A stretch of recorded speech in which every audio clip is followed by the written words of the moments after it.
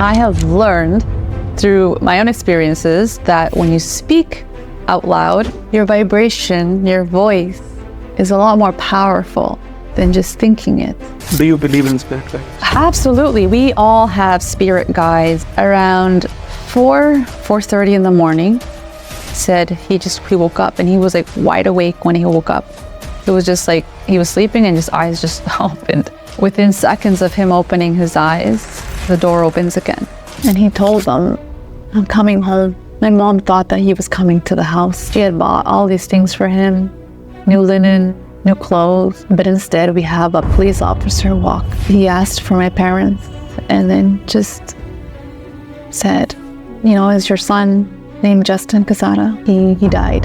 The day my brother was in that coffin and I was staring at him and I hugged him, I knew, I'm like, you're not really gone. I asked him for a sign. I need you to tell me, give me something, give me anything. And he did. Did the sign come? Absolutely. That's why I'm here.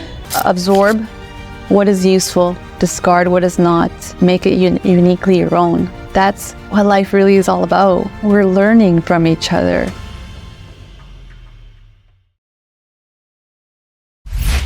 How's life going? Great. Yeah, things are going really good for me. I mean, a lot of changes, a lot of growth, a lot of touching people's lives, and I couldn't have wanted anything different to happen to me within the last couple of years, which I'm sure we'll talk about. I am extremely grateful for the journey that I've been on, so I can do what I'm doing right now. Many people take it differently. Everyone actually. I would like to say that I would like life to be a bit different. If it was like this, it would be better. On same place, you're saying that it should have been as it is. Ever since I was a child, I've always been spiritually connected since I was a kid. And my very first connection that I've ever had was when my grandmother passed away. And I was about 7 or 8 years old. And I remember just being in bed, getting ready to go to sleep. But then as soon as I go under the comforters, and I right away felt a presence in my room. Like you just feel it. And the first thing that came to my mind was my grandma. Like I felt her energy. I even smelled her. It was just so profound. And of course, naturally as a kid, you kind of, even though there's this familiar, you're familiar with the presence, the knowing who it is, the smell, there's a little bit of fear, right? That comes with it. But then my grandmother, she sat down at the edge of my bed. When someone sits and you can feel the bed so that's exactly what happened. And she just kind of had her hand like on my leg.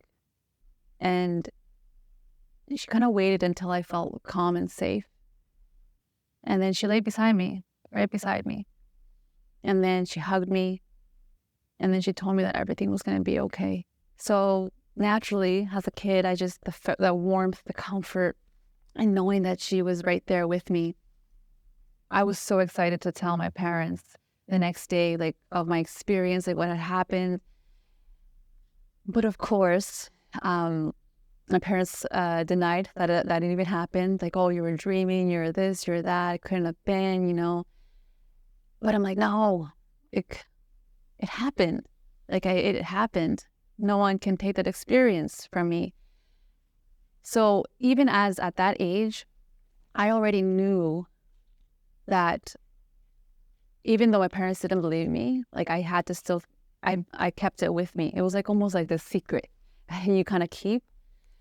But ever since then, I've been guided my entire life. And of course, as you get a little bit older, you go through the everyday kind of things that you go through. You go through all of elementary, you go to high school, you go to, college, or you do your work and all those things. So you kind of get lost in the way of of your spiritual essence.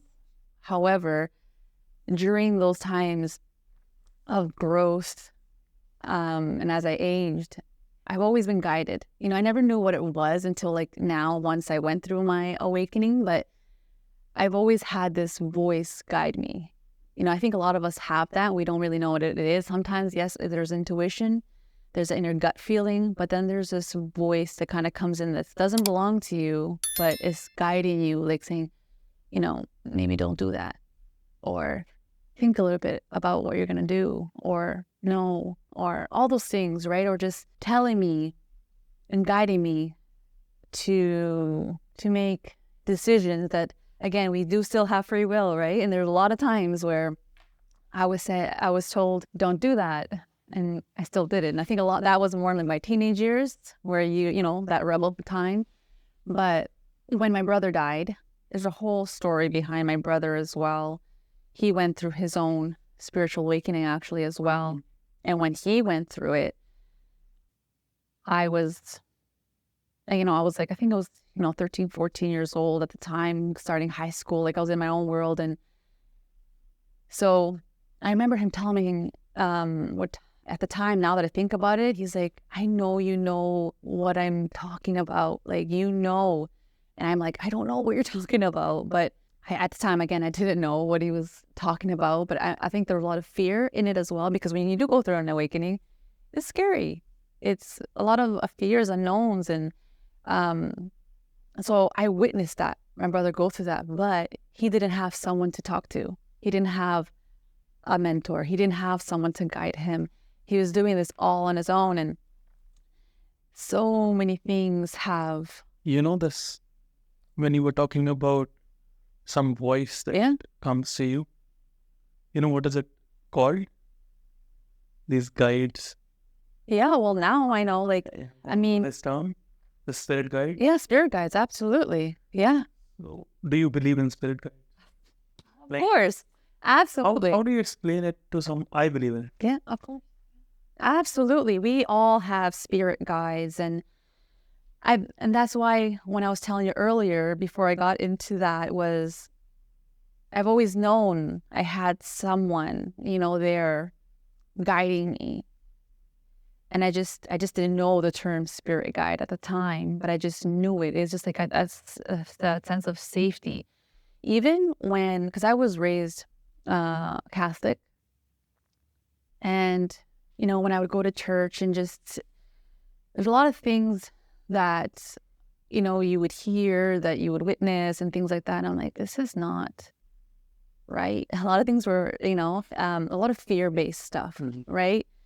And because I grew up with Jesus, right, heavily in our lives, like I've always known Jesus to be a beautiful spirit, and there was times I remember when I was young and going to church, and he would just say, just take in what you need to take in and just let the rest go. Like even when I was at church as a kid, and even being guided, and a lot of times when I think about my past and the things that have happened to me, I always think, like, how come I don't have trauma, like heavy trauma with when I was, molested, or when I wasn't able to speak my truth, when I was shut down, or, even, culturally being, hit by your parents and things like that. And of course, they don't even remember. I never did that. But even at those moments, as a kid growing up with that, I always had the sense of forgiveness and compassion. I'll never forget, like, I was in grade 9. Of course, I didn't do, I was skipping classes and stuff like that. And that really upset my dad. And to the point where, I got reprimanded for it. And even walking upstairs back to my room, I was actually praying for my father. Like, I felt his pain. I felt the trauma. I felt that he was, unleashing his own anger on me. And then I prayed for him. And then like an hour later, he comes upstairs and he's crying, asking for forgiveness. And he was already forgiven. And I think that's the biggest problem is, even if, you do something to me and I say you're forgiven, it doesn't really matter, because if you don't forgive yourself and if you're holding that within you, you're the one that needs to forgive yourself and hold compassion for yourself, right? It doesn't matter what I say. It's you, right? So when it comes to now the spirit guides, I know like it was this big validation to be like, I knew it. Like in my entire life, I was guided. How do you validate it to a person who does not believe in spirit guides? It's very hard to tell them what is it. So I'll tell you. Yeah, go ahead. I've experienced spirit guides, and I have been into people who experienced it though. And while these experiences, I came across this book, You Are Loved. So this is the book. Okay, I haven't read that yet. You Are Loved. Yeah. And I just have some snippet from that book. It's one of the best books I have read till date about spirit guides. And how it explains you what spirit guides are, how you should talk to them, the ways, the platform, everything complete. It's like a guide for you. Absolutely. Like, that's the, I feel like that's the beauty. A lot of it is everyone's experiences are so different. But how explain to someone who does not believe in it? So if I'm, say, going to, a party or a gathering or say a dinner, and someone is, you start sharing their journey, right? Like say my journey, and talking and I mention, the spirit guides come up, or, I say loved ones in spirit as well, because they can also be our guides for sure. A lot of the times it starts with the curiosity. A lot of times people have the fear, right? When you have fear, all of them is like, that's not for me, like I don't believe in, but it's because of the fear that it creates this blockage. So that's actually what I do with a lot of people who, whether they're grieving or they're wanting to connect with their guides, it's if you're in a position where you're, let's say, in pain or you're suffering or you're just all of these things and you're almost looking for, I will do anything to not feel like this anymore. Like, what do I do, right? When it comes to guides, even just sharing little snippets of like, again, that inner voice or that feeling or that nudge, I'm like, oh yeah, I get that all the time, right? I'm like, well, where do you think that's coming from, right? I mean, our guides are there, but the moment you actually start building a relationship with them and speaking to them, automatically, and again, from my experiences, people are fear the label of being called crazy. This is what I was coming at. Yep. That if you start talking to them, and then you tell people that this is what is happening with me, I am damn sure that you're going to be called as mentally unfit. Absolutely. That actually, I'm glad that you even said that, because it brings me to my next point. My brother, through his whole mental, he was diagnosed with schizophrenia. And it started off with his spiritual awakening, with his brother connecting with him, which he didn't even know he had, but his brother was trying to guide him. My brother was a twin, and he died when my mom was pregnant. But he and my mom, at the time, with fear and everything, didn't tell him, but he was guiding him the entire time. And then when he would confront, like, say, my mom about, like, do I have a brother? Like, he's visiting me in dreams. He's in my room. He's talking to me, and he's like, and my mom would say no. But it was like later on where she finally said yes. And there's a whole story. I don't know if you watched one of the videos about the story of how that all happened, but I don't want to tell about the story on camera. I want you to say about it. Yeah. But that in itself is, again, when you don't have the support, when I went through that same experience, and I'll share that in a second, but he went through that journey alone. And when you start now self-doubting, did I hear it? Did I not? Am I making this up? Like, you start to go, like, all these things come up. The mind starts to create things. I think his schizophrenia and Oh, there's absolutely. When I was in my brother was in and out of the hospital for over 10 years, in and out. It was really painful to watch, to experience, to be numbed by drugs. Because as soon as you're taking drugs, you shut off that part where you can actually, for example, connect and receive. And towards the last year, when my brother was in the hospital, I had an actual conversation with one of the workers there. And I just asked her, are there other people who are here like my brother? And she looked at me right in the eyes. She's like, almost half the people here have experienced some sort of mystical or spiritual experience that no one can explain. When I look back at my journey, I could have easily been one of those people. Have you seen the series Manifest? With the planes? Yeah, exactly. Well, when I watched that, when that came into my life, I'm like, I knew it. Yeah, no, exactly. Like, It's exactly the same. Yes.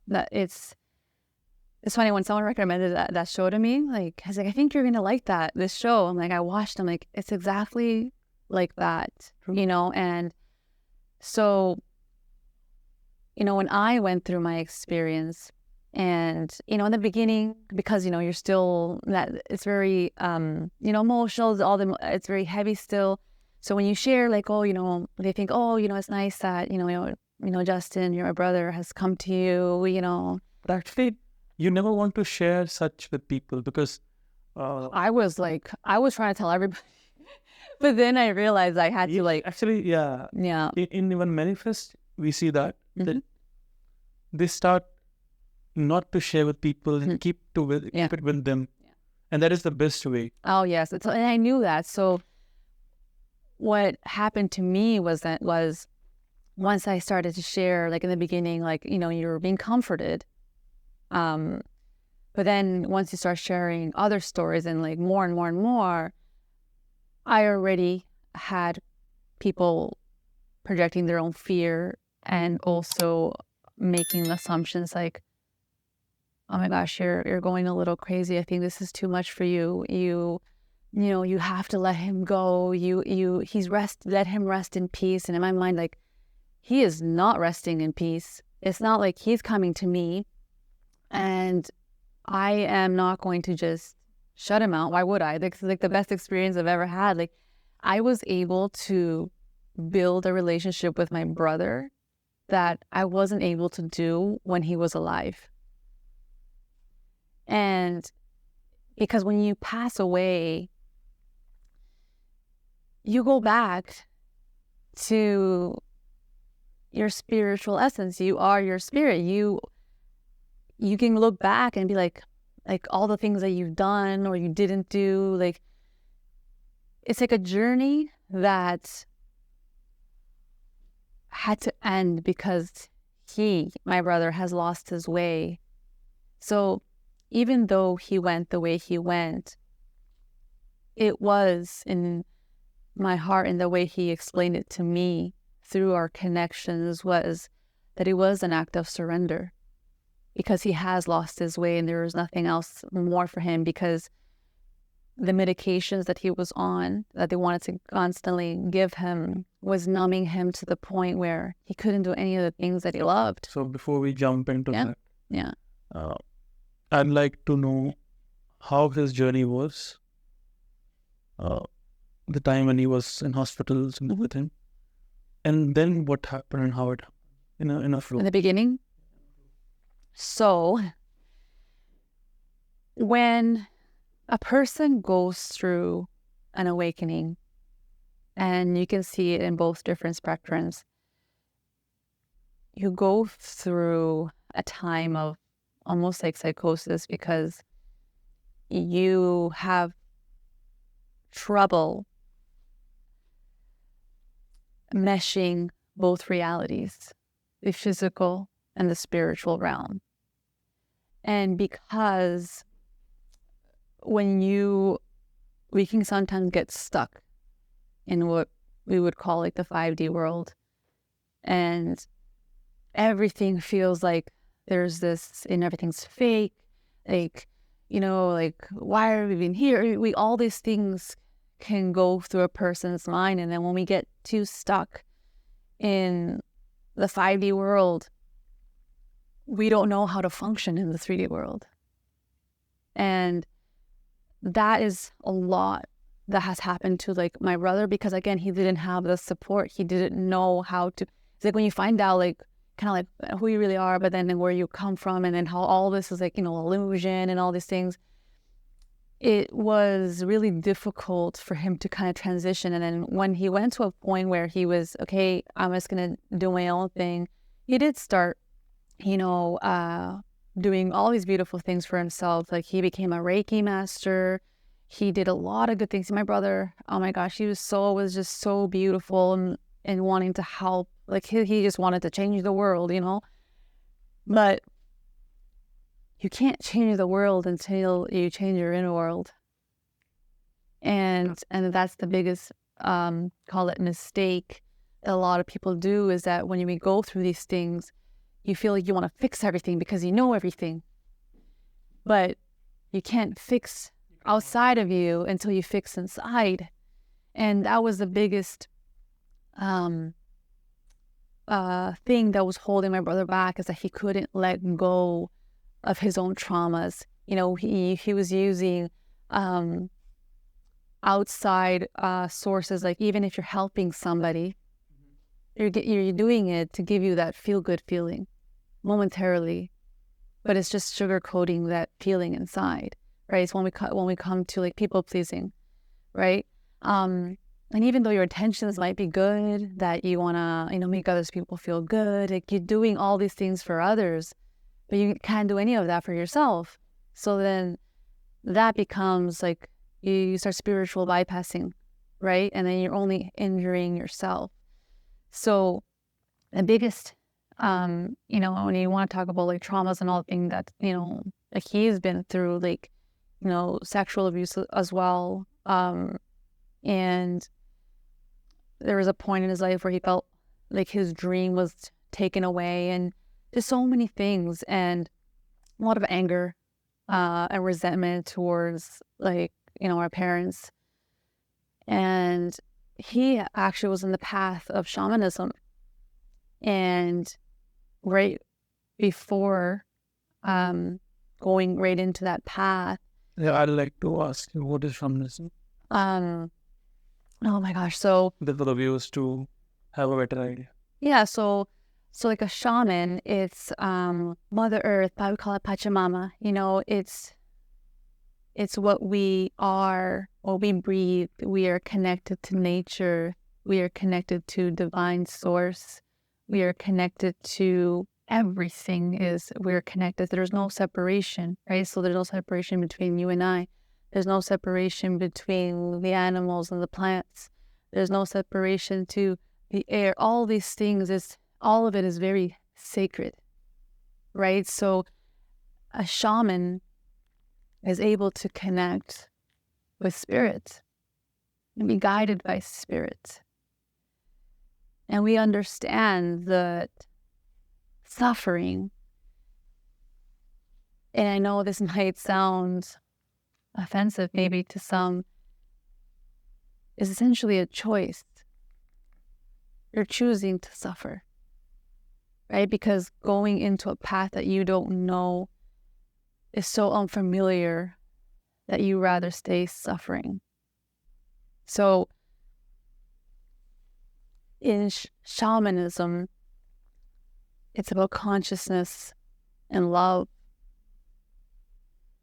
and opening ourselves into a space where we can not only give, but also receive, See, right? And it's just so beautiful. And they are very, all healing is, we are thy medicine, right?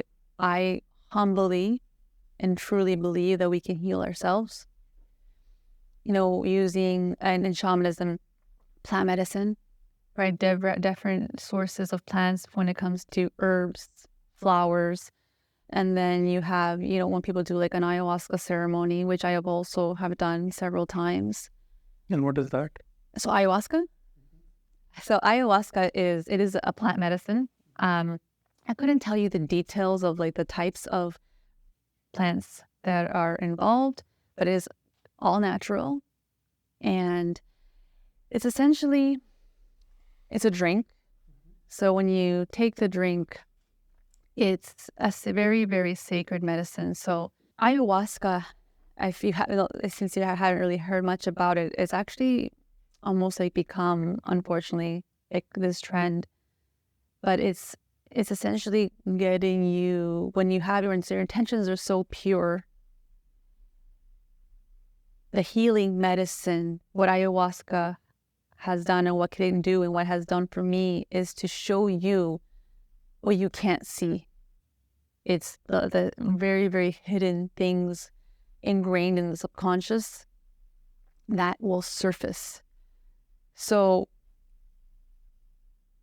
not everyone will go through an experience, and then people who would say have a bad trip is simply because the intentions weren't completely pure. Now many will connect it with recreational drug. Yes, because I mean, if it's like, I don't know, it's like, if you do like, say, like mushrooms, right? It's a very different experience, but in the same, you're going through that psychedelic effect, right? It's not like I'm going to go and get high. It's like, take the medicine, you're in that utmost surrender, and you allow Mother Earth, Pachamama, to show us, like, show me the way, show me what I cannot see with my naked eye. And it was so profound. Like, one of my pivotal points in one of my ayahuasca ceremonies was, especially going through this journey of, speaking your truth, right? The when things are in there, like when it's something that you talk about like forever, but that feeling inside that is just who you are. And I had this fear in the beginning of sharing, this path, sharing my experiences and being more open in the public about these things. And I asked, and in one of my intentions for this, it was the second day of my ceremony, where I'm like, show me where this fear is coming from. I don't know, because I already did a lot of my healing journey. But there's that one thing, this fear, like I had no idea where it was coming from to speak my truth. And then once I was in ceremony, all of a sudden, when I was like kind of in a meditative pose, I start hearing, don't say anything. Don't tell anyone. Don't say anything. Don't tell anyone. And I visually saw every single person who has taken advantage of me since I was a child, since I was 5 years old, being sexually molested. And every single one of them told me, don't say anything. Don't tell anyone. So my entire life, up until like my teenage years, I was told, don't say anything, don't tell anyone. I never had felt safe to share something like that because of shame, judgment, all these things. So when a time came again to truly speak my truth, was what I'm actually doing right in this moment, I was able to consciously look at myself as a child, as a teenager, and hold compassion for my younger self, to be like, it's okay. I got you now. And I was finally able to let that piece go. Because now that part of you, when you look at it consciously, you can now consciously let it go and not let the, when it comes to your habits, your everyday things that you do, how you respond, or, if someone says something, like that internal feeling that you might get that no one really can see, but you feel. Like someone might say something about you and it's just like, ugh, that feeling that sometimes you might get. You have a heaviness in your... Yes, you feel that heaviness, right? So I no longer have that heaviness. I have healed many things from the past.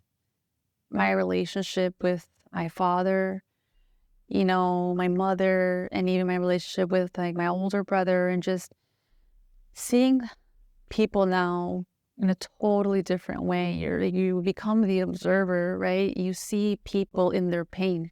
You see people in their struggle, and you refrain yourself from judging, because everyone has a story.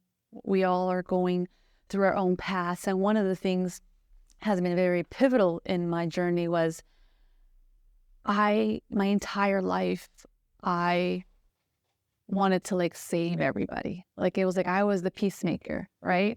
And that was kind of like my job, right? Like I felt like that's what I did. And many times it was very successful, and it brings that, kind of like feeds the ego. Like, yes, they're better now, especially, after my brother had died, that the biggest knowing that came to me was that no matter what I did, there's nothing I could have done differently to change the outcome.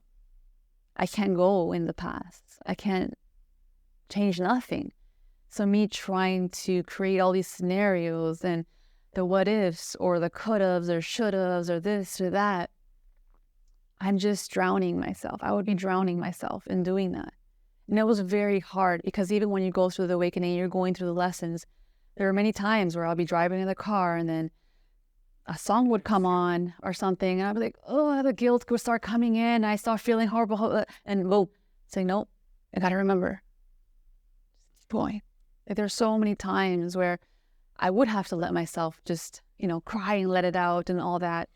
And even the part of the strength piece, actually still in my first ceremony, my ayahuasca ceremony, was even when I went through my awakening, this is a part of like the letting go of the whole called strength, right? We value strength. We see people, oh, you're so strong. You're going through so many things and you're so strong for doing this and this and that. But we're actually telling people, it's like, you're so strong for suppressing your feelings. You're so strong for holding that hate that you have within yourself. You're so strong. You're telling people that they're strong, and then we associate that as like, yeah, I'm strong because like I'm not showing myself. I'm not being seen. So that's considered strength. But that's not strength at all. It's weakness. And it's hurt. That's what, we're identifying strength with. And I'm not talking about the physical. And throughout my journey, and when after my brother passed, because I knew about I about the spirits, him being in the spirit world and all that, and like every time my body wanted to show emotion, or I wanted to cry or any of that, I would force myself not to cry because I didn't want him to see me crying. I'm like, no, I know you're good, I don't want you to see me cry. And then when I did my ayahuasca ceremony, my brother, like very, very vividly, I can hear it as if he was just speaking right in my ear. He said, it's okay to cry. He's like, I'm here for you. Let it out. And as soon as I heard those words, it was like, oh, I could, this instant hyperventilating type of cry. It's like your body goes into like convulsions. Like it was like this, a big, huge release.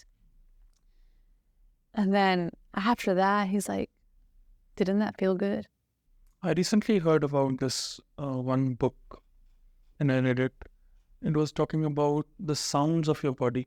And it said that, okay, you are vibration and everything surrounding you is vibration. And sometimes you feel that there is a particular kind of sound that you want to make. What is that? That it's a vibration that your body wants to emit and throw it out. So that can be like anything really, right? Is how your body speaks to you. That's why breathwork is so powerful, because your body speaks to you. I've had, even for myself, but even just different experiences from different people, but you might feel like tightness and you want to like scream. You want to, your head is just, you want to like rip your head, almost like head off, because like, you can feel like pins and needles. Your knees start to get like, like hurting, or your hips or your stomach starts to like go, all queasy and stuff like that. Or you start to like, literally like your body just, it's like something's coming out of you, right? And part of the breath, when we do what's called like, called the buzz breath, like, the humming, right? That is a very calming release to take. So once you go through the, say if you want to scream, cry, whatever you want to do, okay, now when you do the buzzing, that's stimulating the vagus nerve. It is bringing that calm back to your body, and you're doing it in a conscious state because you're in control in that very moment. Okay, where is this sound affecting you in body? It's so dry. Like somewhere. So like when I'm doing it, I can actually, it starts off where like kind of like right where the nose that goes down to the throat. I actually feel it right into like my crown, the top of my head. But I love to visualize it going down my entire body, and going all the way down to my fingertips, all the way down to my toes. It's an incredible feeling, because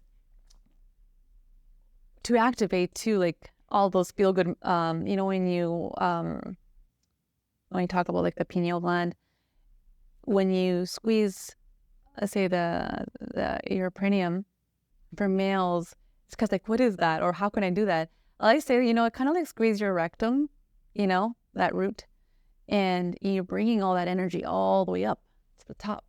So just and in India we do it, if you know. Yeah. Yeah. So yeah. When we say Om, you'll feel it from your stomach going up and stopping here. And then you feel the crown. So it's like and then you elongate that.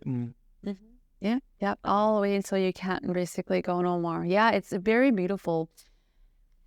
I love how, when people go through their journeys and all these things are implemented into life, different like cultures, different ancient teachings, they all kind of like mesh together, right? I mean, I feel really blessed that I am from a land that is spiritually scientific. Or scientifically spiritual, I would say. Well, it's been, and these techniques are like not 2, 3, 4,000 years old. Yeah. They are tens of thousands of years old. Yeah. And they are written in our scriptures and everything. Absolutely. And that's the beauty of it, is like right now we're in, especially North American Western culture, we're bringing all these things to Canada, to the United States. We're bringing all these different traditions. Again, nothing is new. Like breathwork isn't new, right? Meditation isn't new. Like yoga isn't new, right? But we're bringing it to the Western world, and we're starting to tap into, there's this new level of consciousness that is happening within our world right now. Like these awakenings that people are awakening to, because there's a difference between, the awakening of, Before we jump into that, yeah. I'd like to know about your brother a bit. Yeah, sure. Ask away. When and how it happened? Like, When he died. so a month. So July, August. Okay, I saw him in July and went to go visit him. And we had a meal together. And I remember that it was the very first time in my entire life where I didn't try to fix anything or try to be like, do this or do that. Why don't you just try this or what, being that sister that just wants to solve everything and make him feel good. And, if there's a chance that if you did this, that your life can change. I didn't say anything. I allowed him. It's gonna bring like emotions, but we were just sitting. Like I remember I was just standing, and then he just went on his knees, and then he just started crying and telling me, he's like, I can't do this anymore. Like my spirit wants to go home. Like I want to go home. That's what he kept saying. He's like, I want to go home. And it's just the pain. He's like, the pain is just too much. Like and he was living alone at the time.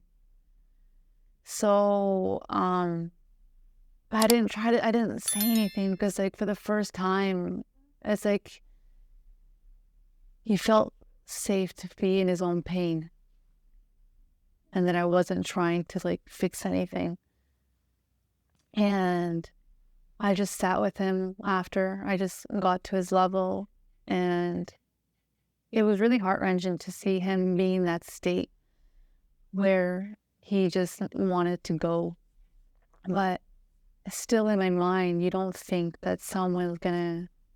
And I've always thought that would never happen to me, that my brother wouldn't do anything to bring tragedy into our lives like that.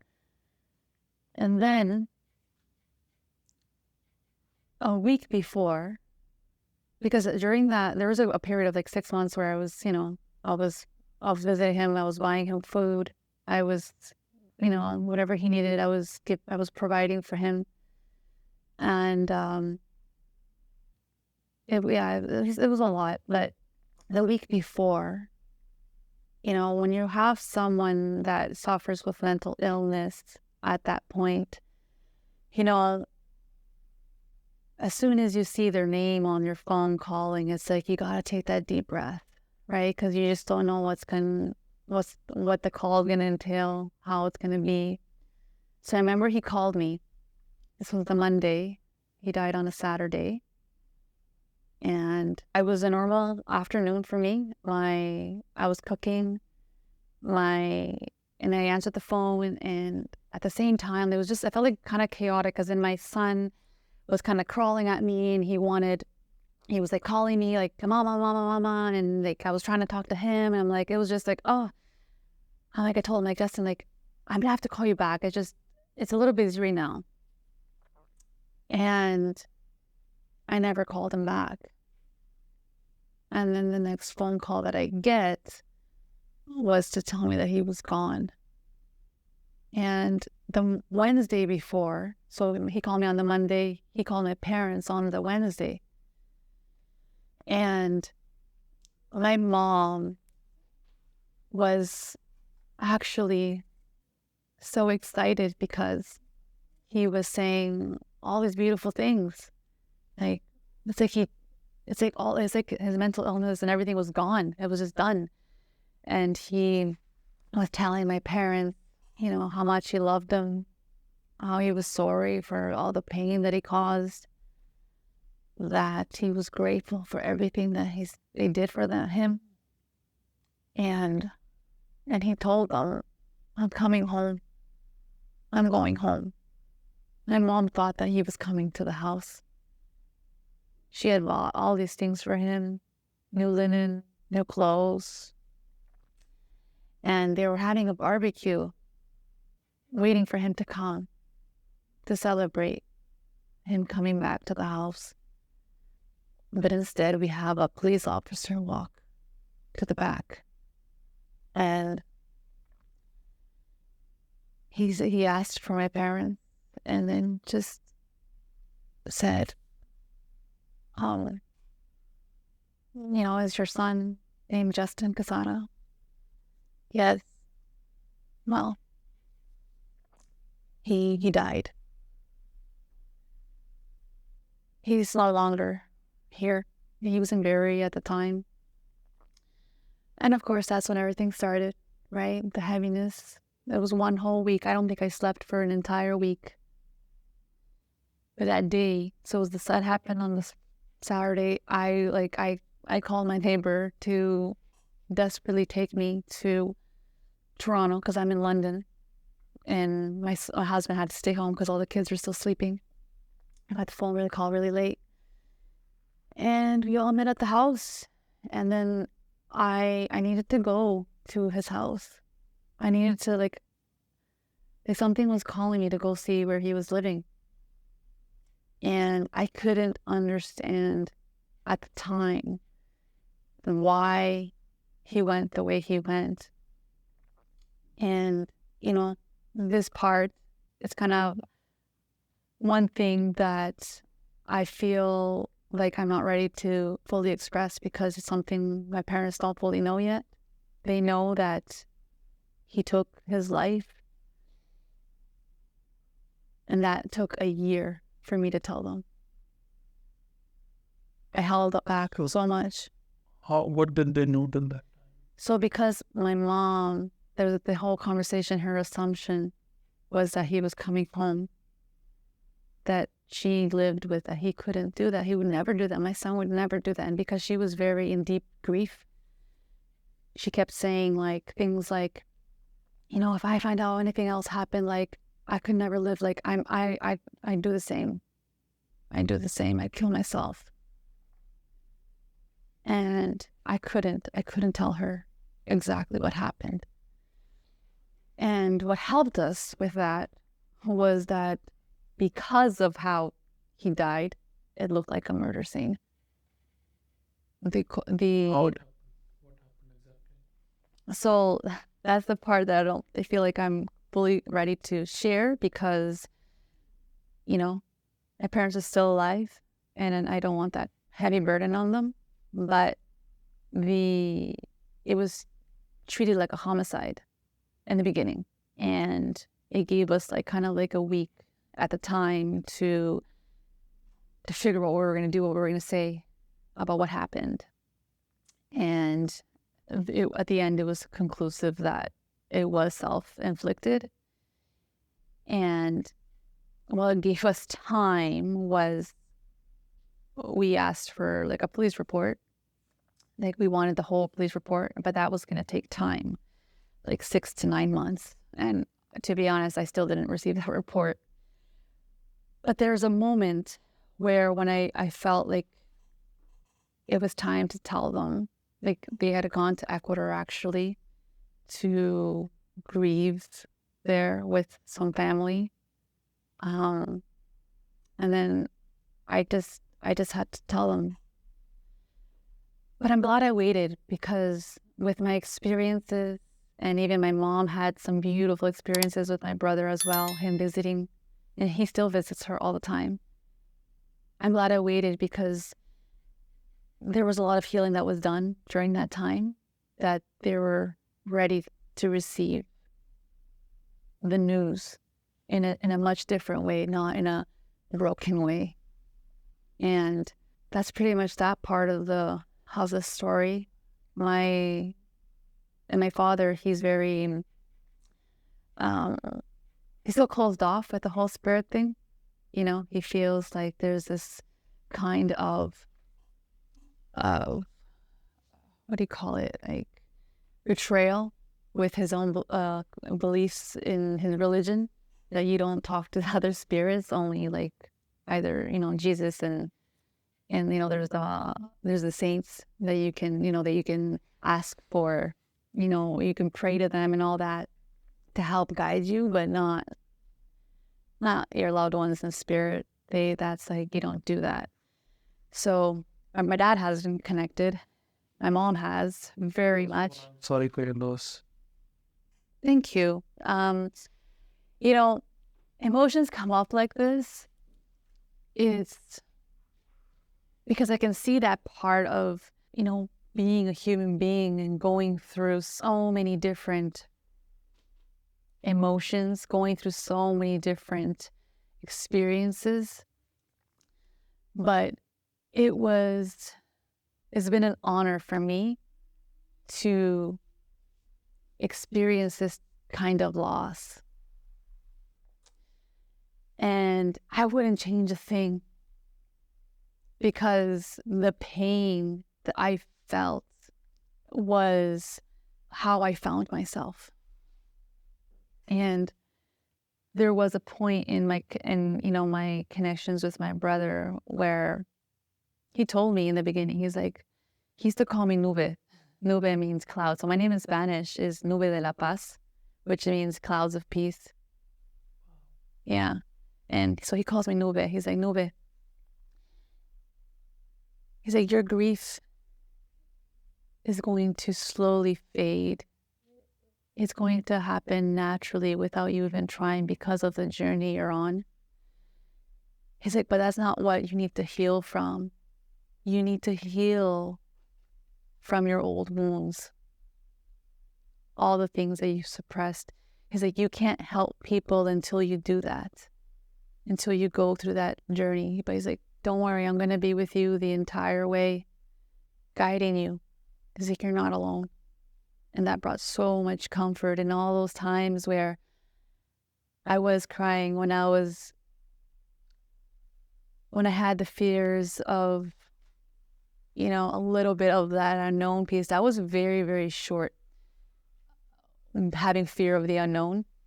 That's actually what made everything so beautiful, because I surrendered. I'm like, there were moments, so many moments in the beginning of my journey where I would speak to the Creator, our divine source, where I'd be like, this hurts so freaking much. The pain is just so deep. Like, I feel like I'm drowning inside. But I still trust you. I still trust the path. I know it's going to get better. I just felt it. I knew it. And gratitude was a huge thing that I expressed every day. I was so grateful for the pain. I was so grateful for to feel the hurt, to feel all these emotions, right? It's a gift. We can't just be grateful for the good times, right? I've seen it with many people, that people carry their pain as a trophy. Yeah. And it's like a badge of honor. exactly, a badge of honor. Yeah. I'm a writer, Mm-hmm. and I would say my ancestors, because we consider a writer as an ancestor. I have seen many writers in India, so I can mainly English and Hindi. Yeah. So there are many writers I know who have experienced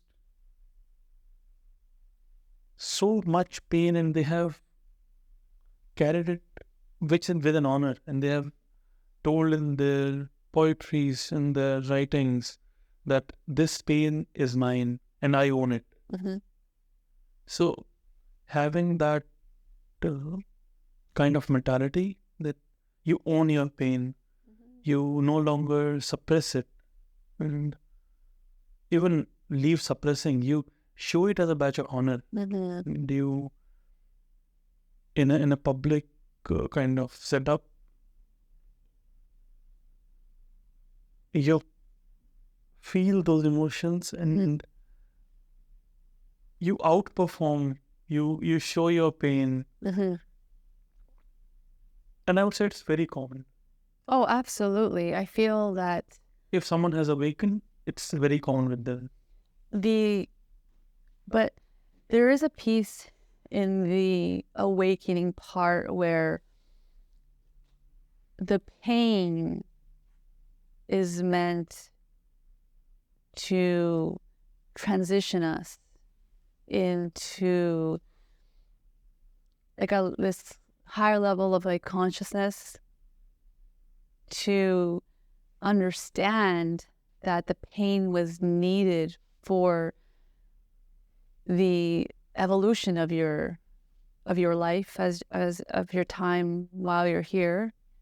But in my perspective and in my opinion, I honor, yes, what I've been through, but I don't carry the pain to move me to do things, if that makes sense. Like, you know what I mean? Like, because then unconsciously we are doing things with this almost like this sense of like guilt within us because that we need to prove something, right? And I think, part of this journey is the most humble thing that you can do is like, yes, you can know and feel and do all these things, but you don't have to prove anything to anyone.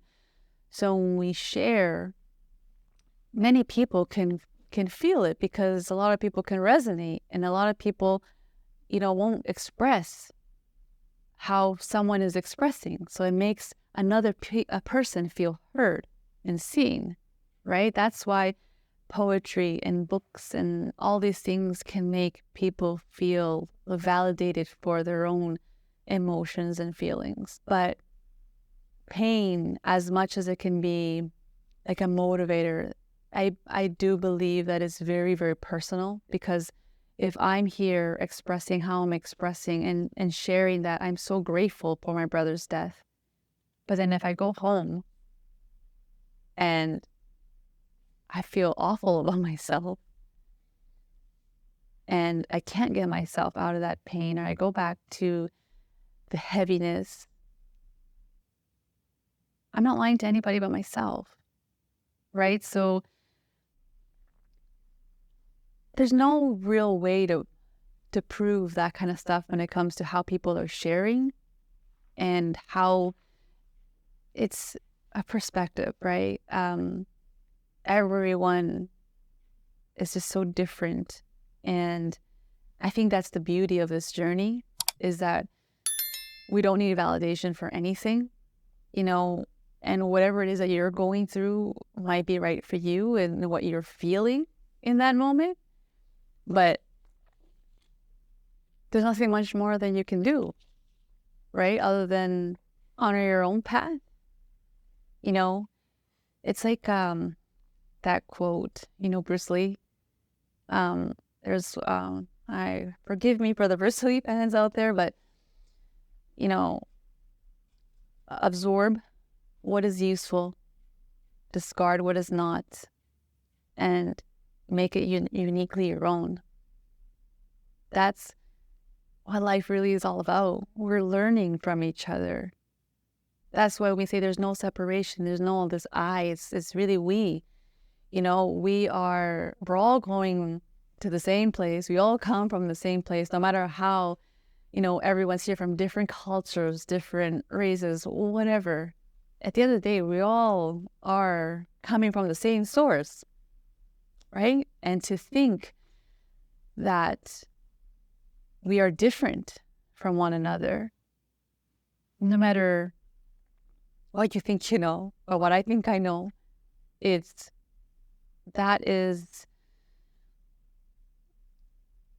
we are leading ourselves into, again, another illusion. And I could be wrong, right? But my heart, and through my experiences, is I know that I genuinely feel and express unconditional love, because I know that my pain is your pain is my pain, in theory, kind of thing, right? It's not like I'm absorbing your pain, but I understand your humanness and what you may be going through. And even though I do not understand it, I can still have compassion and empathy. And that's the biggest thing. You don't have to understand me, but holding respect and giving me space and giving space to one another. That's how we evolve as human beings, right? There's so much in this world that's happening, right? And the peace literally that we want in this world needs to start with us, needs to start with ourselves. If you can't have peace within yourself, how can you expect peace outside of you? Right? So that's where we need to start, looking within. That's the hard part, is looking within and realizing I'm in my own way. Right? That's the biggest part of the journey, is that when you go through that healing journey, you realize that it was you this entire time, nobody else, right? So once you can let go of that, because it's a grief, you're grieving yourself, right? You're grieving a loss, a part of you that you have built and molded and through your beliefs, right? Our beliefs mold us. But there's this famous quote, which I love. They say, so many people avoid such conversations, or even if they have the calling and everything. So we can take it in different ways. Yeah. It is written in different ways. Yeah. And again, a writer writes it their way, but receiver or reader can read it their own way. Absolutely. So this quote says, the magic you are looking for is in the work you are avoiding. Absolutely. And it's completely true for either hard work, either your spiritual awakening, in case of everything. Yeah, absolutely. And that's just it, right? A lot of the people, everyone get the chance to feel that spiritual awakening. I don't think everyone wants that. No, even just looking to past generations, we can, without even assuming, like, we can look at the past and be like, you definitely did not awaken. You know what I mean? But I'm adding some sense of humor to that, but not everybody. We're all here for a different reason. You can have someone just be like super happy and smiley, and that smile can just spark something into someone else, and that can be their purpose. Their smile, their presence can be their purpose, how they carry themselves.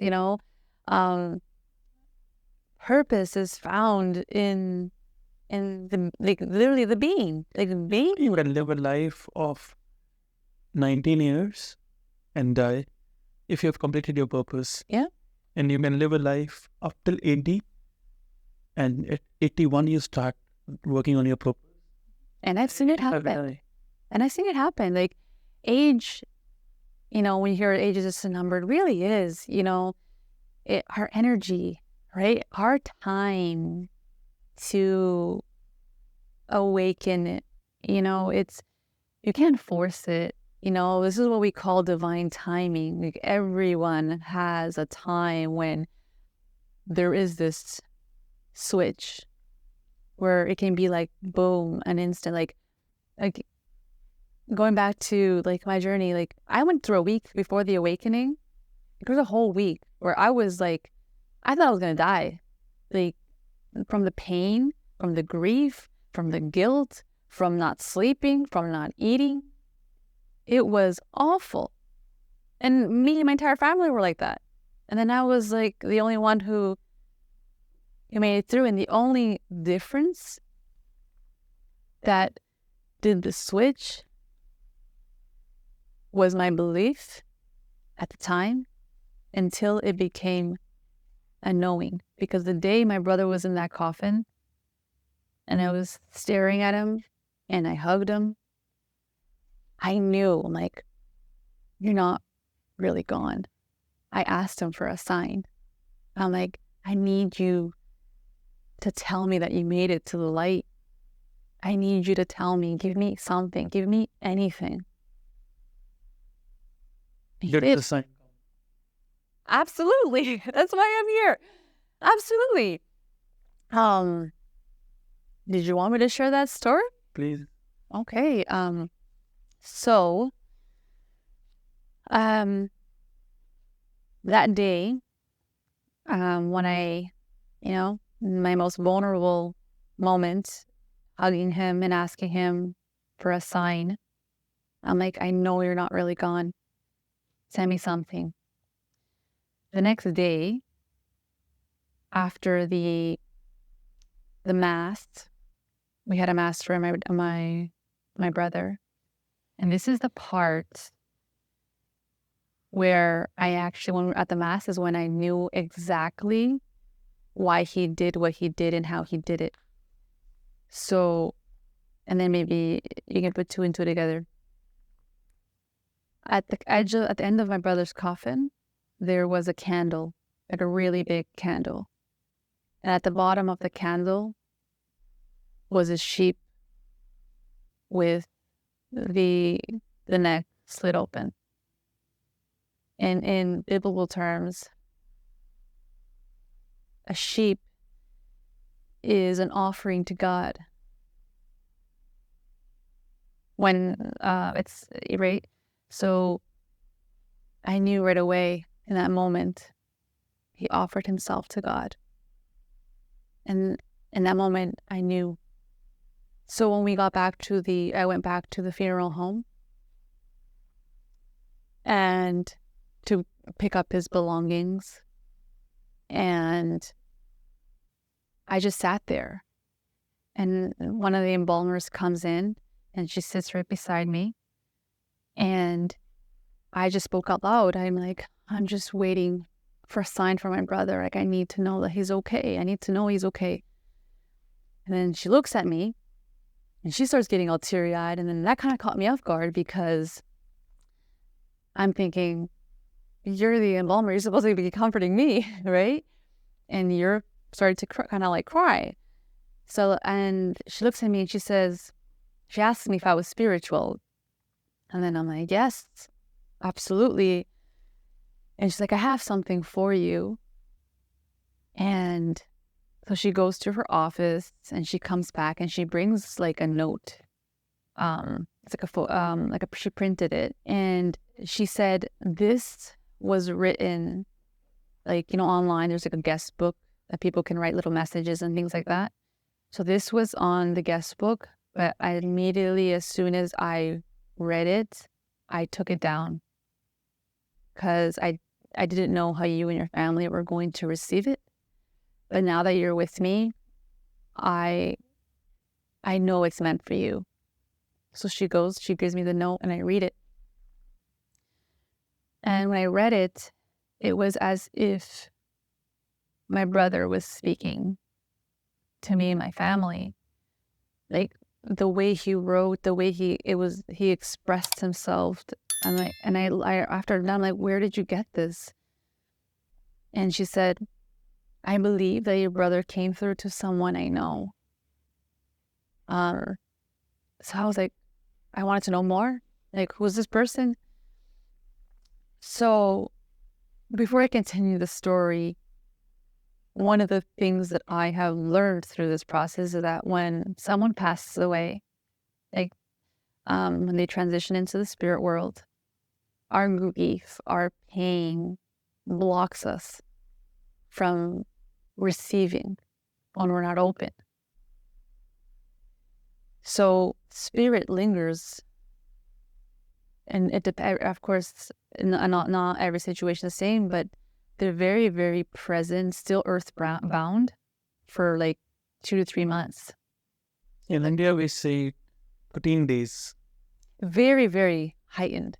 But it depends on, because spirit can linger when there's like unfinished business kind of thing, right? So I knew exactly as well when my brother transitioned, because there's different levels in the spirit world as well, right? So I knew when he transitioned into the next level, when he knew, it was like, okay, you got this now. Like, I'm here for you still. But it's like, I have work to do too, like up in the spirit world. So going back to the story, so I reached, I'm like, I need to know who this person is. So I arranged a phone call, and so he goes on and telling me his story. He said, it was a normal night. Kids were sleeping. I was just watching TV, and all of a sudden, my door opens, and he didn't really think much of it. He just, sometimes it's happened to us. The door opens, maybe the wind or something, whatever, right? And the door opens. He didn't think anything of it. He closes the door. He goes back to the bed watching the movie. He's like, not even 2 minutes later, the door opens again. And at that point, he thought maybe it's the kids. They're playing around. They're fooling around. So he gets up, opens the door, and the kids are not there. So he goes to their bedroom to see like if they're sleeping, and everyone was sleeping. So he comes back, and then he shuts the door, and he makes sure like it's shut. So he goes back to watching the movie, but then he ends up falling asleep. So I'm pretty sure you've heard of this, like, there's this time in the night where it's a little bit easier to connect. Spirit can come through. Things are a little quieter. But around 4:30 in the morning, said he woke up, and he was like wide awake when he woke up. It was just like he was sleeping and his eyes just opened. Within seconds of him opening his eyes, the door opens again.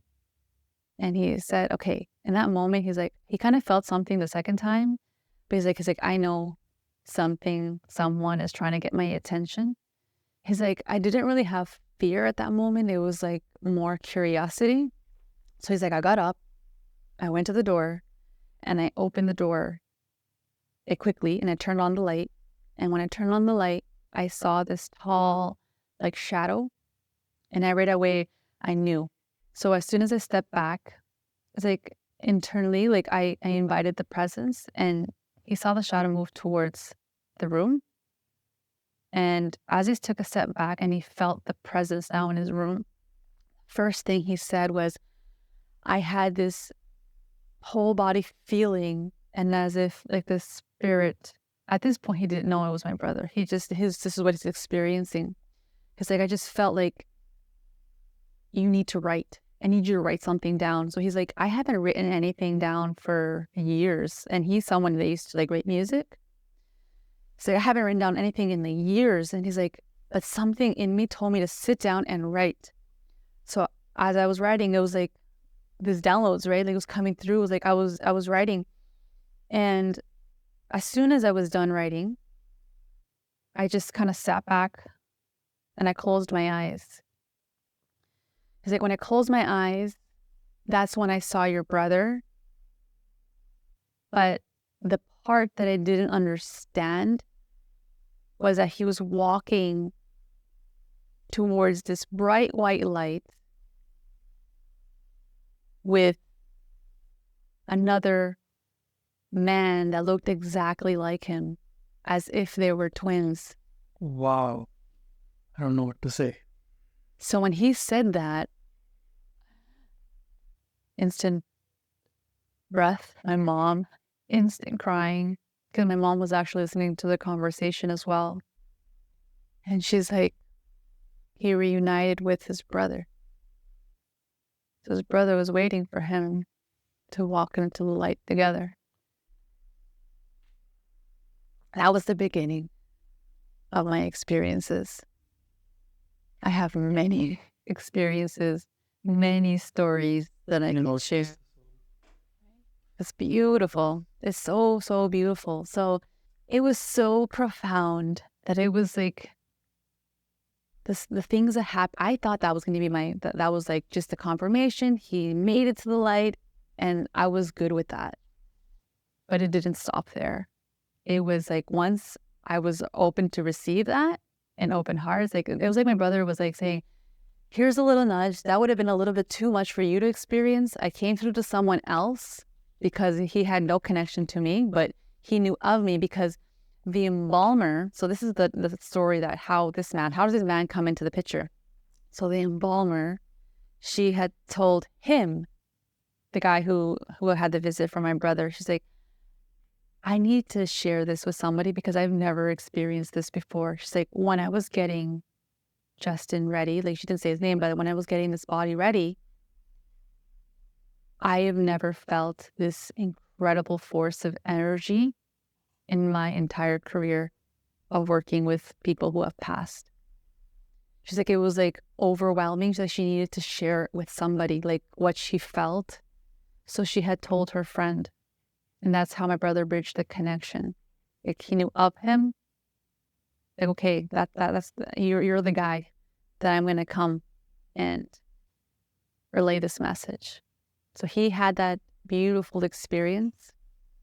What's unique about that story too is that it was a couple months later that I wanted to reach out because I wanted to know how he was doing with that profound experience. And he told me, he's like, your brother stuck around for a while. It became overwhelming for me that I actually had to tell him, okay, like, I think I've had enough. Like you need to like maybe find someone else, because he said like he was actually seeing a lot of visuals. Like my brother was so keen on trying to deliver more messages and more messages. Like this man was like seeing me and my brother like playing as kids, like just all these like memories and downloads. Like he's like, it's as if I closed my eyes and your brother was showing me like a scene from when you guys were kids. It was like I was watching you, like what you were wearing, what you were doing, where you're at. Became too much that eventually I had to tell your brother like, okay, I completed that mission and it's time to like detach. And that's another part when it comes to, again, the mental health issue, is that the biggest thing that I've learned is that we need to protect ourselves. We need to protect our space. We need to protect our energy. Because there was a point in my journey in the beginning where every time I meditate or I go into any type of spiritual practice, I always clear my energies. I always protect myself. Almost 99% I smudge. But I also just say a quick prayer if, depending like where I'm at in the situation of just, divine source, just please guide my meditation, my breathwork, whatever I'm doing with love, light, and protection. I always say that little piece just so like I'm only inviting spirit of like white light. And if I do want to connect with spirit, I will be open. Like, I want to be open to connect with spirit. Like I'm creating space to receive.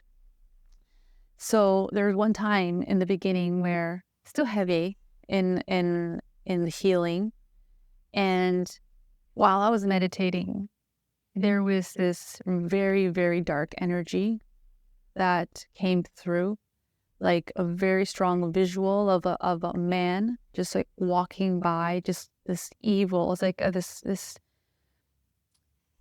and just I was walking like straight, and then just stared at me. Like I saw like just like did eye contact, but like he was just very, very like I actually like took my breath away just to see this image. And right away, I instead of taking myself out of that deep meditative state, I said that prayer. I was like, please God, protect me with love, light, and protection. I only want to receive spirit of the white light. And ever since then, I've never received any negative energy at all, ever again. And when people don't know how to protect themselves, especially when you're vulnerable and there are, evil entities that can invade your space. And when we know how, and we can learn to protect ourselves and protect our space, we can evolve in a whole different way because you become in control. That's the big thing, is like when you know that you're in control in what you want in your life, what you want to receive in that respect, not the outcome, but in the moment of creating space for yourself. I think that's the most important piece is always being present with yourself in that very moment, right? And that's practice as well, right? So besides any type of awakening or spiritual awakening, anyone interested in diving into a path that is going to deepen the connection with themselves, it requires a commitment, a never-ending kind of commitment to get to the root of who you are and understanding why you are the way you are. Why do you respond the way you respond? Why are you reacting that way? Why are you angry? What's in you that's bringing all those things up? Why can't you have self-discipline? Where in your life, like, it can be as simple as, you would never think of it, but it can be as simple as, I don't like dancing. Somewhere along the lines, when you're a kid, someone made fun of you because you couldn't dance. Childhood trauma. Childhood trauma. It all comes from that. Not all, but a lot of it comes from. We talked about evil spirits as you. Talking about spirits, how do you protect yourself? Like, so if positives are coming, negatives will be there for sure. I haven't, ever since just like what I expressed about that session in the meditative state, that was, it's like I needed to experience that to realize what others are also going through, and they don't know how to protect themselves. Right? What was that experience? Then I would say that state would be hardly 5 to 10 seconds. That experience was literally just like seconds, like 10 seconds. 10 seconds. How was that experience of 10 seconds? I was scared. I was very fearful. I felt that my body was being taken over. And in that moment, I had to like bring myself back. And I knew right away that I called on, Spirit of the White Light to protect me and protect my space. And that was that. And ever since, it's been beautiful. Do you become vulnerable once you start? What? Vulnerable. Vulnerable? Vulnerable in the sense, so this is what happens to a lot of people when you go through experiences. And I've spoken to a lot of people because I loved sharing my story. I loved sharing my experiences. And then when I would start to tell people, they'd be like, Nubbia, I'm so thankful that you shared those stories with me because they have their stories. Everyone has had some sort of experience in their life. And if not yet, it will happen. Something happens. And a lot of times we're in that self-doubt. I've experienced where it's like, something has happened, like some sort of phenomenon, and we go like, there's no way that can happen. Like you start to doubt. It's the self-doubt, right? You like, am I seeing things? Like, did I hear something? And then you just go back to your normal, your normal everyday stuff. But when I share stories, I'd be like, whatever happened to me, oh my gosh, when I was 10 years old, da happened to me. When I was this happened to me. Or I remember when I was a kid, I used to like, have this imaginary friend or whatever the case may be. Spirit has ways of protecting and connecting with us. I believe there is a language and you need to understand that language. So the language is, spirit, I would say, when it comes to like vibrations, like what are you vibing at, right? So it's not the English language, it's energy.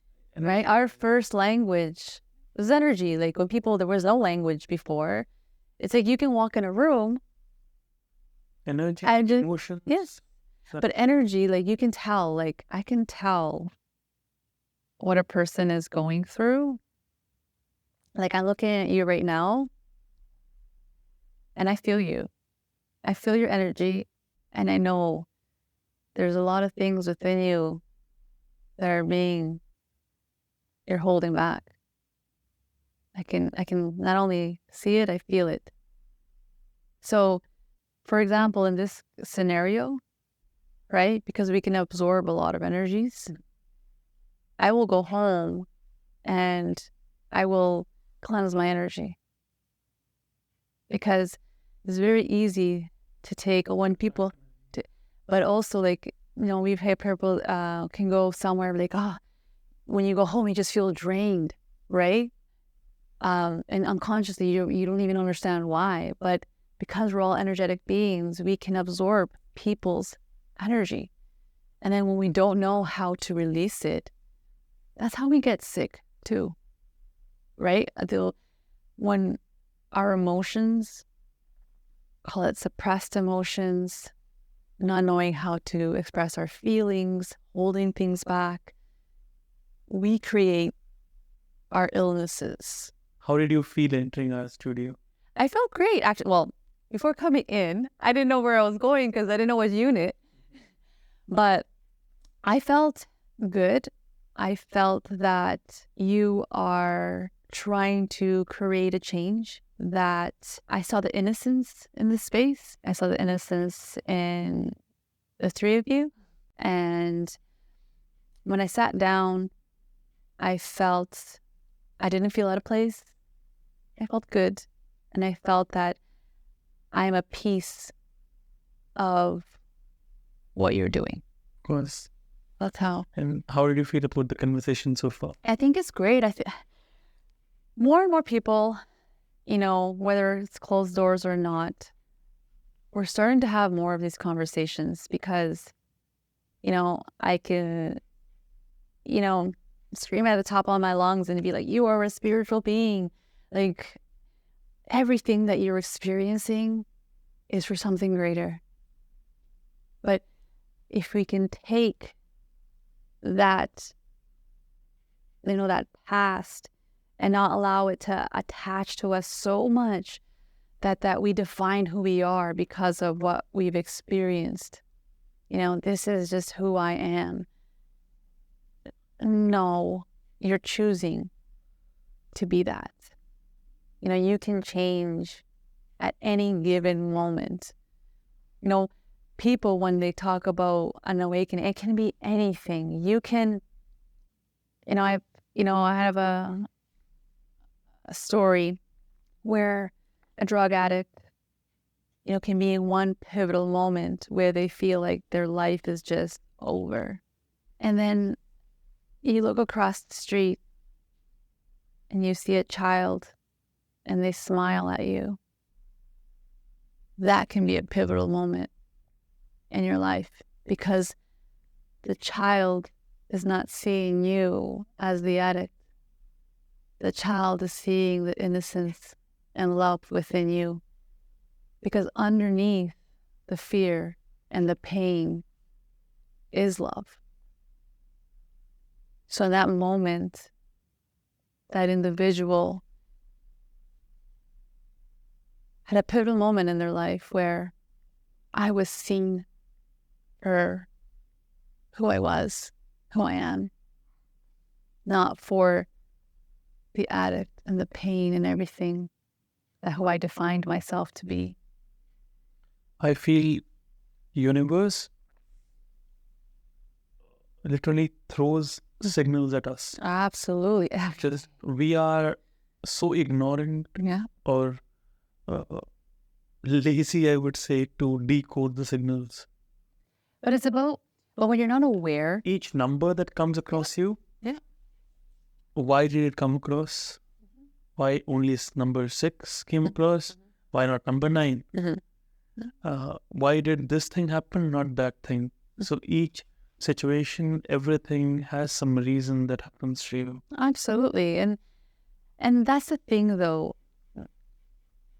When you don't have awareness, it's very difficult to change, right? And that's what keeps people being like feeling stuck or lost because that's all they know. They feel like they're just doomed for, forever, that this was their life, and they don't see any way out. They can't not see the light at all. And that's what happens when a lot of people, decide to end their life, is that they're so drowned in their pain and suffering that they cannot see the light at all. All they see is dark. That's all they see. So when that's all you see, what's going to push you forward in that moment? Nothing.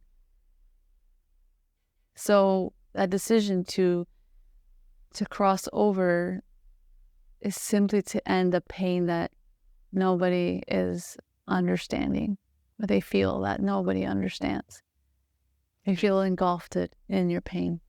Is this guidance important for soothe their grief? And it was 100%. Absolutely. I was guided the entire time. I still am. Before I came here, driving here, I said a short little prayer, but my prayers are very conversational. I was literally, I'm going to go. I'm curious what conversation you had. No, it's the talks that you have alone in your car, but I don't think about it. I actually speak. So I have learned through my own experiences that when you speak out loud, that your vibration, your voice is a lot more powerful than just thinking it, right? Because your expression, the feeling that comes along with the expression, the vibration, right, is how we become aligned and in sync, right? So coming here, it was just, I'm coming to do this, going on a podcast, and I asked my ancestors, my brother, our divine creator, to be with me during this time. I know I'm never alone. So there's a lot of things sometimes that will come through that, even though I'm sharing, it's just that besides the inner wisdom, there's just something within me that just flows, and that's why I'm so honored with this path, because we all can embrace this kind of beauty. So I am so privileged, I'm going to use that word, to be able to share my gifts, because this gift is to help people open up their own gifts. To when you hear the word healer, I'm not healing the person. I'm a guide to help awaken that higher self within the individual. And that's the beauty. That's so beautiful, because when I witness someone go from, I don't see a way out. The transition is so, so powerful. And I love witnessing it, because every time that happens, that pivotal moment where you can finally see that glimmer of light, even if it's just a little spot, you can finally see. And just little by little by little by little, it just gets brighter and brighter and brighter and brighter. And then the more you trust, the more you're in that state of surrender, because everyone thinks they're in control, but no one's in control. I know a lot of people who are, from the outside can be seen as, they have it all together. They have, financially they're stable, they're doing all the things. And none of that matters if, again, your inside is not, have love, that love that you're giving to yourself, right? Because a lot of times being very goal-oriented is good. It's something to strive for. But when we get lost in these achievements it's essentially it can be a way to fill a void within us, right? It's like once you achieve something, it's like it's never enough. It's more and then more and more and more. And, you know, it's even like I come from like humble beginnings, and you'll have dreams of like having, a nice house and a nice car and all these things. And then when you get those things, they say this thing that right? if your happiness is attached to numbers, Yeah. believe me, you can never be happy. Yeah. Because numbers are limitless. Numbers are infinite. Numbers don't stop. Today you need 1 million. Tomorrow you'll need 10 million. Day after tomorrow you'll need 100 million. There is no stop to the numbers. Today you need this amount, tomorrow you need that amount. Yeah. It just changes. Absolutely. So I always say to anybody is the best work you'll ever do is on your own, is on yourself, to pursue getting to know themselves on a much deeper level, to get to it's like an adventure. I found this as an adventure. When you're taking this journey on as an adventure, to be like, where are these quirks kind of coming from? Like, why am I like this? Where does this even come from? And then you can actually choose the things that you like, even if it didn't come from you. Because there's like an example, like my mother growing up, she loves to like sing, but she would sing in a very obnoxious way where she's like yelling, and she knew that it would annoy us. It would be like, Mom, stop, it's so annoying, why are you doing that? And then I catch myself doing the same, right? I'm like, oh my gosh, I'm doing exactly what my mom used to do. I didn't like it at the time, but now I can laugh. And knowing that, I still do it, because my kids, they'll be like, Mom, why are you doing that? Stop, right? And it makes me have that inner, that laugh inside, and it makes me smile, because it brings that back, for one, that memory that my mom used to sing used to annoy the heck out of us. I love her so much. So my kids take my scream, my singing, where it's like I'm being kind of purposely obnoxious, but at the end, there's this like the inner laugh, inner smile that I can look back and be like, oh, my mom used to. You were telling us about some experiences. Please share. So what is the term that you were using? Oh, I was talking about astral projection. Astral projection. Yeah. So there's different terms that are used, but I actually didn't know the term at all until I experienced it. So in the beginning of my journey, because I was so very in tune with the practices and in my healing journey, but also because I was able to, I basically taught myself how to, when you meditate, being able to reach your higher levels of consciousness and reaching super consciousness, and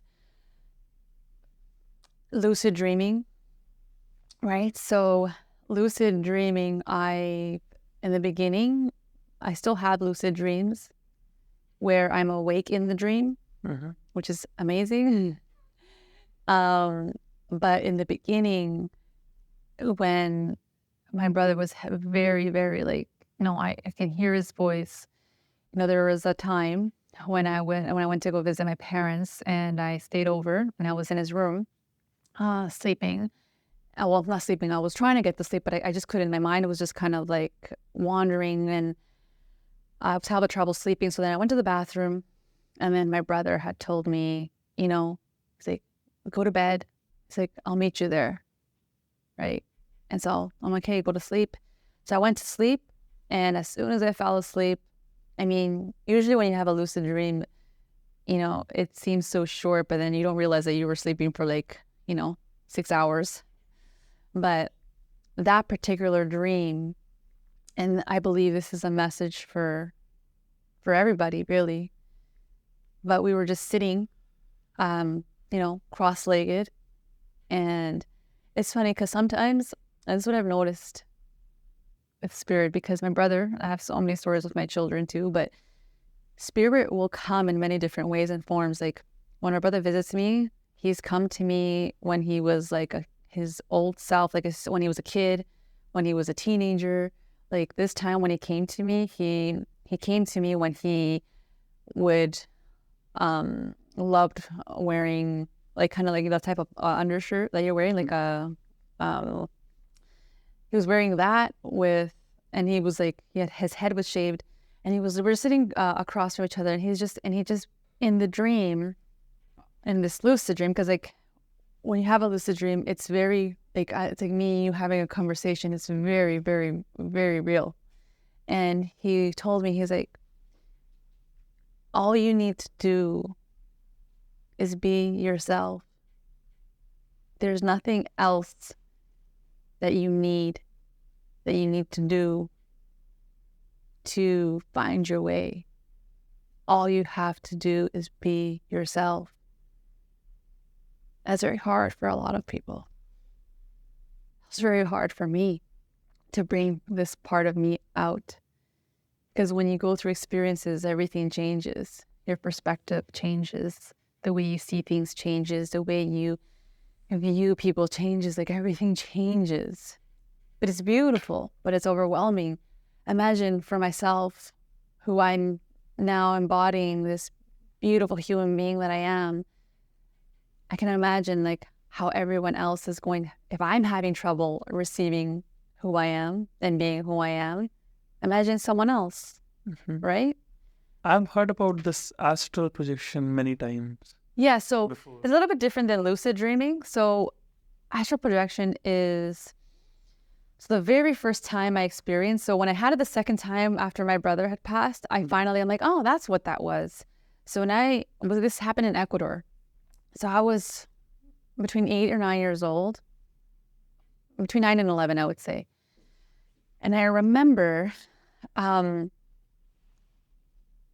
walked in the bedroom where I was staying, where I was sleeping in, and I saw myself sleeping, like awake like this. I walked into the room and I saw myself. I'm like, what the heck? I'm like, look, and I go and I'm looking. I'm like, still breathing. Like I can see my body like still breathing.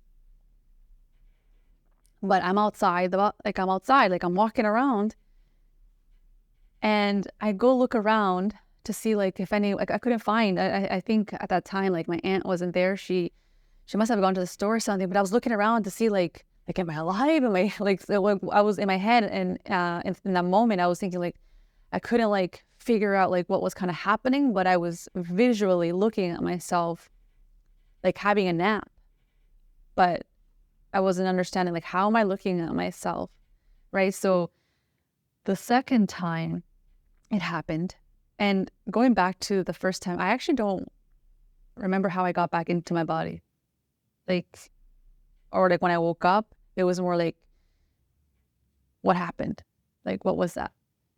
So I remember it.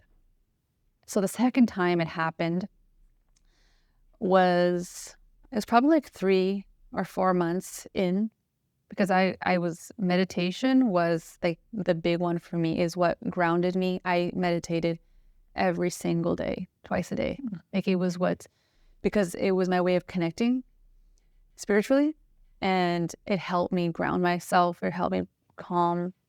And so there was that one time I was doing, there's so many like on YouTube where there's ones for lucid dreaming, connecting with your spirit guides, and all these different things. And there was one for astral projection. And then I'm like, what is that? Like I started reading more, and then I remind myself, that's what that was. So I'm like, I'm going to try, see if I can do it again. And it was, I think after like the 5th try, I finally saw myself again. I came out, I was in my bedroom, the same bedroom that I'm in right now. And it was a little bit, it was more at nighttime, but I saw myself, I was walking in my bedroom. Like I saw myself sleeping, and I actually didn't see my husband there. I don't know where he was, but I was sleeping. I was walking around, like, again, being awake. It was this very, And like, how did you transition back again? so that's the part, like, where it's, when you wake up from a dream, like, for example, have you ever had a dream, or when you're sleeping, you wake up and you're like, have you ever had one of those? Mm-hmm.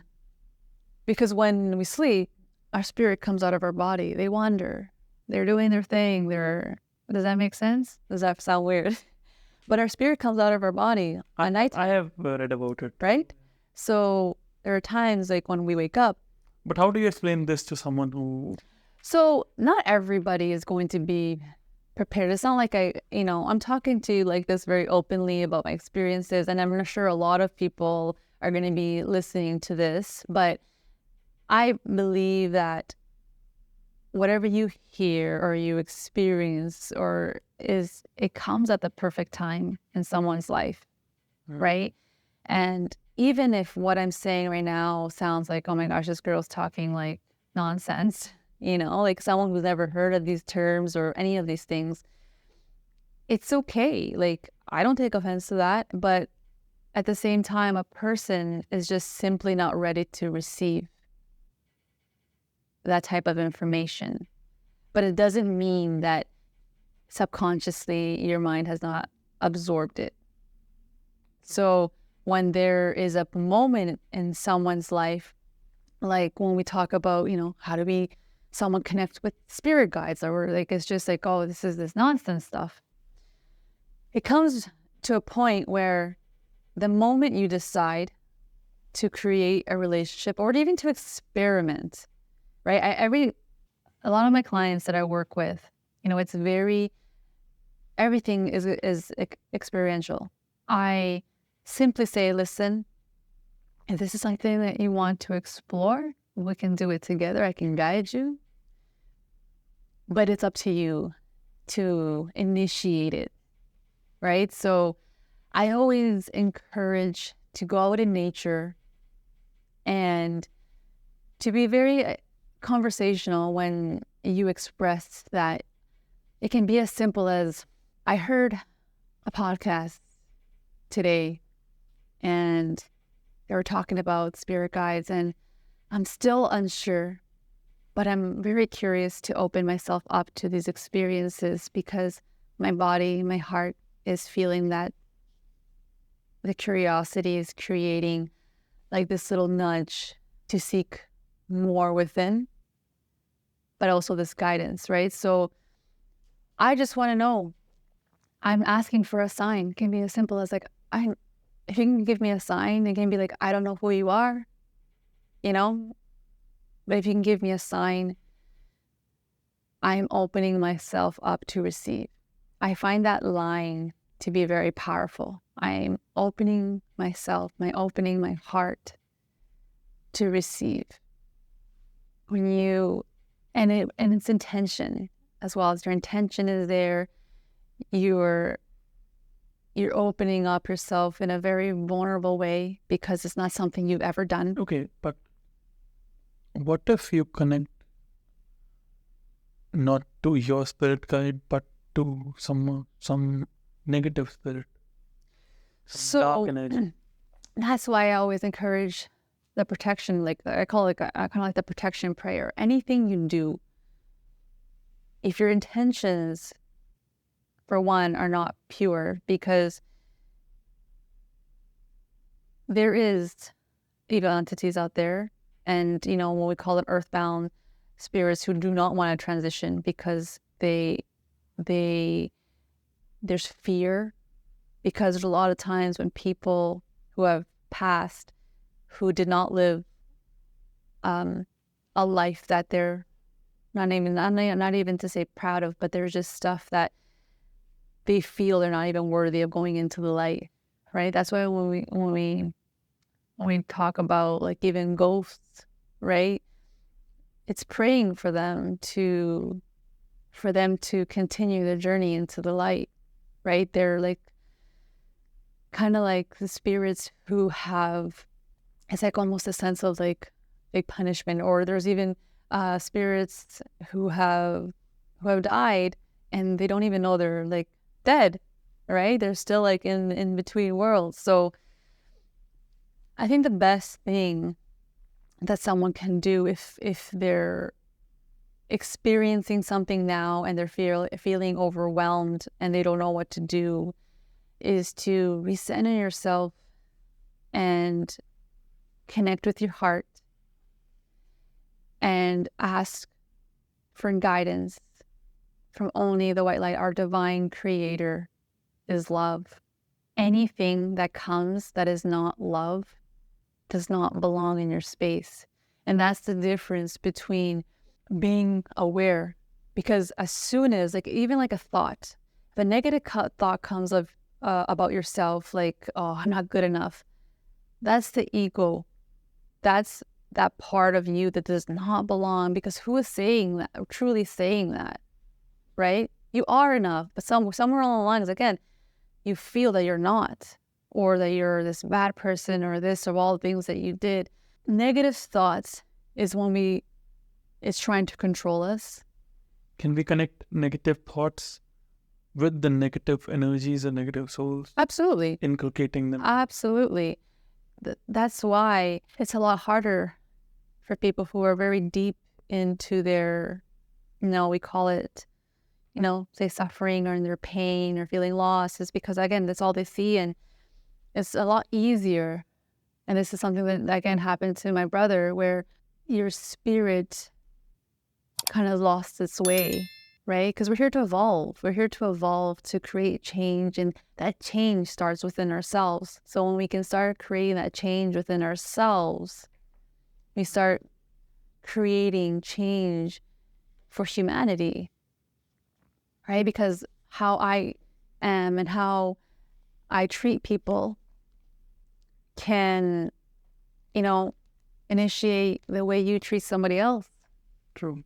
Right? And it's just like kind of like this domino effect, it's like right? Believing in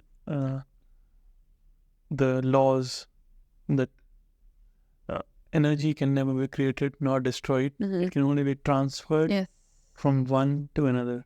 Exactly. So it's just so beautiful. Like, I'm so happy. It brings me happiness inside within me to know that more of this is being talked about. And I feel like that's part of like my voice to share, because there's nothing truly to fear. This is who we are. Coming from spirit, we are spiritual beings. And when we know that and we start experience things firsthand, like I can't tell you, like convince you from my experience, like, yes, like this is the way, or this is like because I felt like I experienced it, like this is the truth. But someday this conversation will stay in our subconscious mind. Exactly. And it will come back when needed. Exactly. So even right now, to whoever is listening, there will be a point in your life where you will feel that this is almost the path that your being is wanting to undertake, because we're evolving our soul, right? And our spirit is here to guide us, because once we can connect with our spirit, we know that our spirit is trying to help us grow and evolve and to awaken us into a beautiful being that we are. That's why, like, I don't know if you've seen, there's so many like documentaries where, like, even nature is so beautiful. I mean, a lot of people would take it for granted, but there was this one documentary that I saw, and I can't even remember what it was called, and I tried finding it and I couldn't find it, but it was how everything was so connected. So there was a few different ones. So this one particularly was how trees and their roots communicate with one another, Yes, I was coming to the topic. right? So I have seen the documentary. Yes. Did you? Okay. It was amazing how. We believe that trees don't move, but Yes. trees do. Oh, absolutely. And it's what I loved about this particular, that particular, because it comes in, there's like episodes. That particular episode was when, because everyone is connected, like all living things are connected. When a tree knows that another tree isn't doing well, They connect the root. they connect and they help it bring life to that tree, Yes. right? So nature, imagine, that's what we're doing as human beings, that the potential that we have to create this type of effect on one another is, if someone's not doing well, our energies, our prayers, our everything to help that individual evolve. You can't force the outcome. But if you understand, as human beings, we're all going through a lot. We all have our stories. We all have things that we may not be sharing, things that we're holding on, our secrets, right? And True. if we can slowly start opening up, and the more you are yourself, the more you'll attract the things that are meant for you, the people, the opportunities, the environments. It's just, when you think about it, it just makes sense. It's just being yourself. And that is very difficult for many of us. But the moment you start embracing your own authenticity, no matter how others are going to perceive it or take it, like when you're living in your truth, which we're all going to have our own, and that's the beauty. That's what makes us so unique. And animals, they're amazing.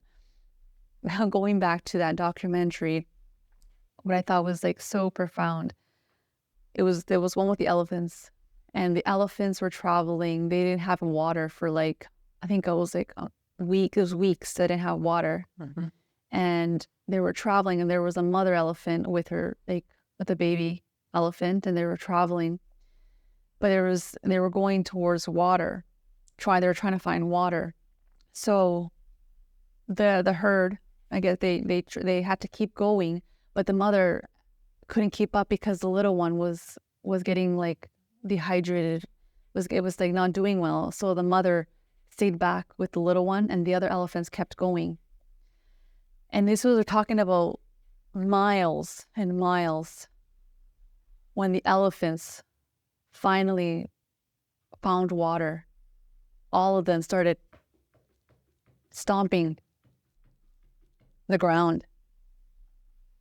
For them to communicate to them. Vibration that the mother and the little one felt, the vibration, and knew, we're close, let's go. And they kept the journey until they got to the water. Wow, amazing. Isn't that beautiful? It's so beautiful. So beautiful.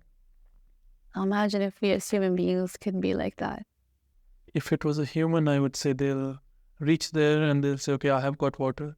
I don't have to show it to anyone. You know what I mean? But that's why when we go through our experiences, it's so important to share, because our stories can help someone else. That is the beauty of the no separation, of we are literally one.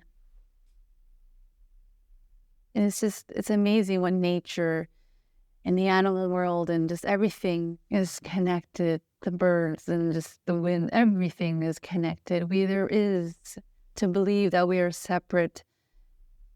Everything is connected. Everything. As they say. Right? So it's just the moment you decide. You need it. There is a part in our journey where there's the commitment. The moment you decide that I'm going to do what I can with what I know, with my experiences, and just keep going, even though I don't know what's going to be happening. it's this unknown, right? Everyone's afraid of the unknown. But the more you surrender to the unknown, you're actually opening up yourself to things that you wouldn't even think of. But the universe just, has taken you in a different direction to be like, see, I told you, right? So beautiful. So I'm blessed with what I know and the tools that I use to help people and those who are listening. And thank you very much for sharing such informative and emotional stories with us and sharing all your knowledge. It has been a lovely podcast. Yes. I'd like to move forward towards the end of the podcast with your cultural roots, Ecuador. To end with that, I'd like to simply say my ancestors, my grandparents who I was able to, my grandfather, my grandmother, two of my grandmothers, my mother's father had passed away when my mom was, I think, 3 years old. So I never got to meet him, of course. But the culture and the love and the support and the community is what makes, a place like Ecuador so beautiful. The traditions, but also the wholeness of, like, again, plant medicine, right? Yeah. Not just the ayahuasca, but the herbs and how food is our medicine, right? And in the journey that I'm on right now, my spirit is so connected again to nature, and to know that we have the power within us to heal. And our roots, I've witnessed many healing ceremonies when I was young, like culturally. There was a lot of things that I remember my grandmother would do with, herbs and, to clear my energies. Because when I used to go to... connected to Indian kind of culture, Yeah. South American.